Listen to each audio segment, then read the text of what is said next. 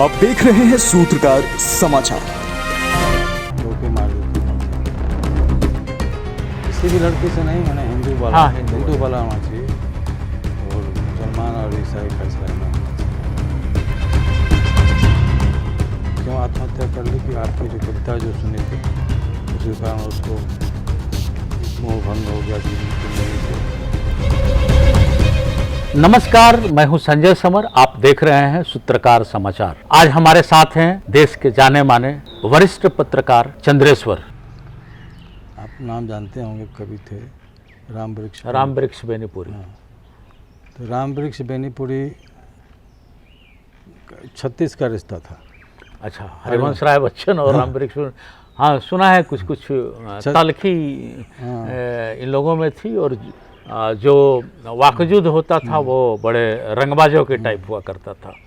तो एक बड़ा संस्मरण मर्मस्पर्शी है कि उन्होंने प्रतिज्ञा की राम वृक्ष बेनीपुरी ने कि अगर हरिवंश राय बच्चन आ गया पटना तो मैं इसको गोली मार दूंगा। मैं उसको गोली मार दूंगा। हाँ, ये चैलेंज राम वृक्ष बेनीपुरी की ओर से हुआ था। तो उन्होंने स्वीकार किया चैलेंज।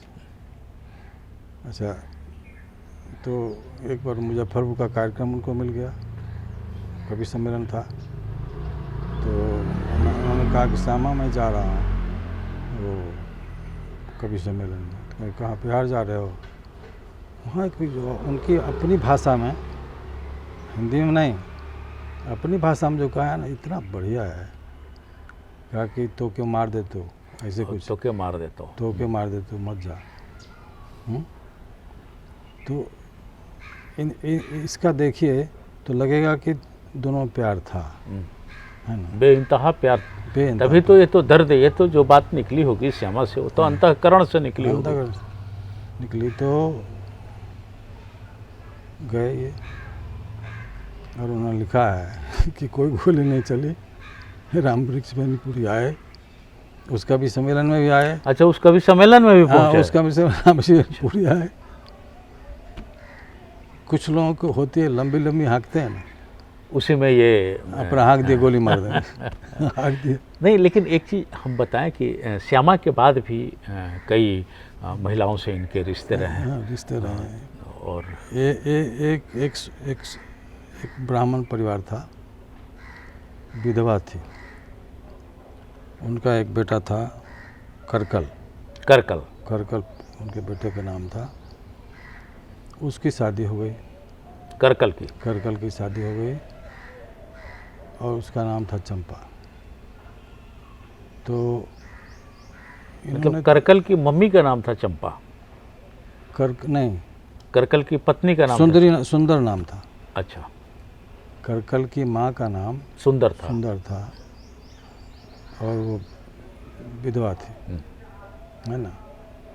तो विधवा थी तो इसलिए घर में बहू होना चाहिए, तो उन्होंने उसकी शादी कर दी। तो इन दोनों की प्रगाढ़ मैत्री थी, हरिवंश राय बच्चन और सुंदर की नहीं, उनका बेटा की। अच्छा, उनका बेटा का, करकल का और हरिवंश राय बच्चन का प्रगाढ़ दोस्ती थी।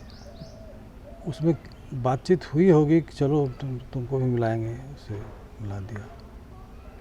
तो शादी के दिन नहीं हुआ, भेंट नहीं हुई। दूसरे दिन करकल उनको पकड़ के ले गए कि देख, ये हमारे दोस्त हैं, ऐसा है वैसा है, और अगर हम ना रहें यही तुम्हारी देखभाल करेंगे। और उन दोनों के बीच कब प्यार हो गया ये पता नहीं चला, और प्यार होने के बाद करकल की मौत हो गई अचानक। हाँ, मैंने उसने जो 10 दिन भी नहीं हुआ होगा कि करकल की मौत हो गई। तो ये जो थी अंत्येष्टि क्रिया जब हो रही थी तो वहाँ पहुँची थी करकल की पत्नी चंपा पहुँची थी, उसने वहाँ घोषणा कर दी कि मैं प्रेग्नेंट हूँ। अच्छा, हाँ, तो प्रेग्नेंट हूँ ये कैसे 10 दिन में तय हो जाएगा? उस समय तो ये सब हाँ, कोई सुविधा नहीं थी जांच का, ये का। तो अब जो वो कहती है वो मान लो, है ना। सही बात है।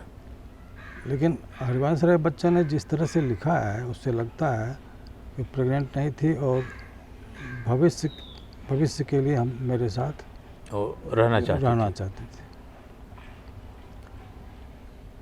तो धीरे धीरे कुछ 5-6 महीने के बाद पता चल गया कि प्रेग्नेंट, सच में प्रेग्नेंट। लेकिन वह प्रेगनेंसी वो करकल की थी कि इसकी हरिवंश राय बच्चन की थी। ये कहना थोड़ा कठिन है। ये स्वीकार करते हैं कि वो बच्चा मेरा था या किसका था? नहीं, ये नहीं, वो स्वीकार नहीं करते। इस पर स्वीकार नहीं करते हैं और इस पर उन्होंने कुछ कहा भी नहीं, इसलिए हम लोग उस बढ़ चढ़ के नहीं लिख सकते इसमें। तो करकल का क्या हुआ कि उनकी जब पता चल गया कि सुंदर को, उनकी सास को पता चल गया कि ये जो प्रेग्नेंट है उनकी बहू प्रेग्नेंट है, तो इसमें अबॉर्शन का कुछ था भी नहीं। उस जमाने में तो कुछ नहीं था। तो क्या थे, तीर्थ यात्रा पर जा रहे हैं, तीर्थ यात्रा पर जा रहे हैं। तीर्थ यात्रा पर कितने दिन गई, मैंने 3-4 महीने, मैंने जो समय बाकी पीरियड था तीर्थ यात्रा में ही गुजार दिया ताकि वहीं बच्चा हुआ और उसको क्या किया, ये सब कुछ बारे में उसमें कुछ चर्चा नहीं। लेकिन जब आई तो बाल मुड़े हुए थे, बाल मुड़ा दिया था। अच्छा, चंपा बाल मुड़वा ली थी। मुड़वा नहीं ली थी, सुंदर ने, अपना सास ने कहा कि बाल मुड़वा लो। वो चैप्टर वहीं जब बाल मुड़वा के आई तो इनको बड़ा सदमा लगा। नहीं, महिलाओं का बाल तो सुंदर के कारण ही खूबसूरती टपकती है, खूबसूरती आती है। अब ऐसा कर दिया,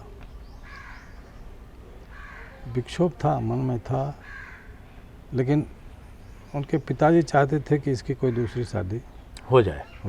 हरिवंश राय बच्चन की शादी उनके पिताजी चाहते थे कि किसी भी लड़की से हो जाए। किसी भी लड़की से नहीं, मैंने हिंदू वाला होना चाहिए और मुसलमान और ईसाई फैसाई नहीं होना चाहिए। क्योंकि इनके मोहब्बत का जिक्र किसी ईसाई महिला से भी है, जिस ऑटोबायोग्राफी में उन्होंने चर्चा किया है। मैं नाम भूल रहा हूँ, सबका नाम याद रखना बड़ा मुश्किल है। जी। तो ये तेजी बच्चन इनके जीवन में कैसे आ गए? तेजी बच्चन आई ना, तेजी बच्चन लाहौर में पैदा हुई और वहीं कॉलेज में पढ़ाने लगी। पढ़ाई लिखाई के बाद पढ़ा रही थी और ये एक बार गए थे लाहौर, कवि सम्मेलन में ही गए थे। तो इनकी चर्चा बड़ी सुनी उसने, तो पत्राचार हुआ है, दोनों के बीच में पत्राचार हुआ है। लेकिन दोस्त लोग इस पत्राचार से आगे की बात करना चाहते थे। पिताजी मर चुके थे, नहीं पिताजी थे। दोस्त लोग जो है उस पत्राचार से आगे की बात करना चाहते थे कि अब शादी हो जाए। इनको कुछ नहीं बताया, लेकिन इतना पता चल गया उनको कि वो लाहौर के एक कन्या से उनका चल रहा है अफेयर्स। तो उनको आमंत्रित किया और जो तेजी थी, तेजी को आमंत्रित किया कि आप आइए। वो गई और पहले से सब कुछ तय था कि इतने बजे आएंगे वो, तो एक कमरे में बैठ कर के कविता पाठ होगा। तो वो कहते थे कि ठीक है, कविता पाठ हो जाए, रात में ही हो जाए।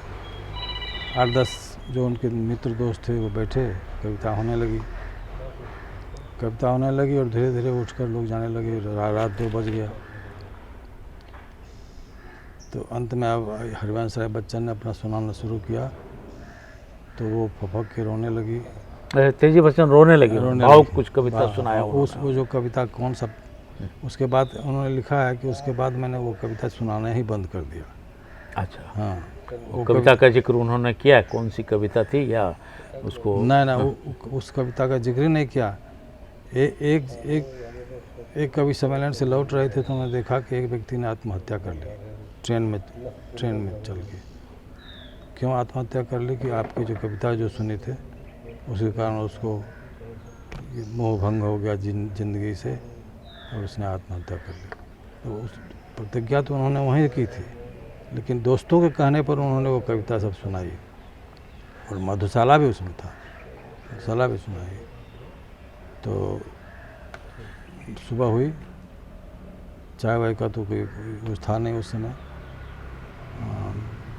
दोस्तों ने कहा कि आप जाइए, घर जाइए, इनको लेके जाइए। हाँ अच्छा, हाँ, उसी हिसाब से तेजी बच्चन को लेते चले गए। तेजी बच्चन को लेके चले आए। जी। तो मुझे कथा याद आती है महाभारत की कि द्रौपदी को जब जीत कर लाए थे पांडव, तो घर में प्रवेश करने से पहले देखो माँ एक चीज़ लाए हैं, हाँ, सब बांट के खाओ। माँ ने कहा सब बांट लो, सब बांट आपस में बांट लो। हाँ। तो उसी तरह कुछ यहाँ हुआ। माँ देखो ले आए बहू, ले आया, लो लो लो शादी कर देते हैं। तो रामायण खोली और वह प्रसंग मुझे याद नहीं है और उन्होंने लिखा भी नहीं है कि जब सीता की मांग में हाँ राम सिंदूर भर रहे होते हैं, वही वाला, तो वो वाला दो पंक्ति मंत्र जो है, हाँ जो मंत्र का है या फिर जो दो पंक्ति दोहा जो है वो उन्होंने पढ़ी और कहा कि अब इसके मांग में सिंदूर भर दो। वो भी बेचारी थी किसी तरह से हो जाए भाई, तो उनके मांग में सिंदूर भर दिया। इनका परिवार चल पड़ा था। अमिताभ बच्चन हो चुके थे पैदा और अजिताभ भी पैदा हो चुके थे तेजी बच्चन के से। तो अमित एक बार बीमार पड़े। अमिताभ बच्चन बीमार पड़े थे, छोटे थे। खूब कितनी भी दवा की, इधर से उधर से वैद्य से, ये सब कुछ ठीक नहीं हो रहे थे। तो एक पंडित ने कहा कि आप शराब पीते हो, आप शराब छोड़ दो, ये ठीक हो जाएगा।